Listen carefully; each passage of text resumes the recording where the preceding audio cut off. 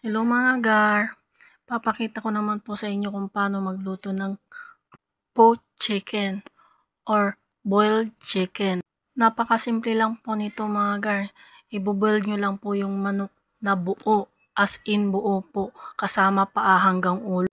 Pero nilinisan ko na po yan, tinanggal ko yung mga kuko, yung mga nguso. Sa iba kasi hindi tinatanggal yung nguso, tsaka yung kuko. Ilalagan nyo lang po siya sa tubig na may luya, asin at spring onion or dahon ng sibuyas kung tawagin sa atin sa Pilipinas. Itong poached chicken o boiled chicken, hindi po ito nawawala sa Chinese New Year o kung ano man na handaan kasi nagsisimbolize po ito ng prosperity, togetherness, and completeness. Di ba? May kunti na akong alam.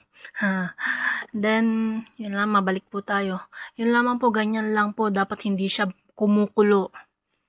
And then, i-boil po natin siya ng 50 minutes na low heat. Kailangan po talaga hindi siya kumukulo.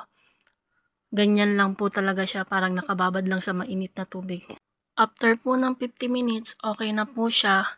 Then, tinapon ko po yung tubig. Tsaka po natin siya ibababad sa tubig na may yelo na mga 10 minutes or 15 minutes. Hayaan lang po natin siya ma-relax.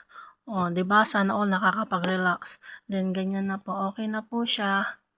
Pwede na po siyang ikat. Tapos, gawan nyo na lang po siya ng sauce.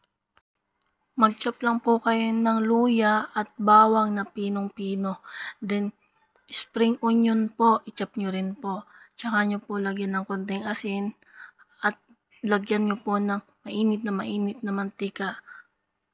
Para yun na rin po yung pinaka-sauce nila. Yun lamang po mga gar. Thank you for watching po. God bless.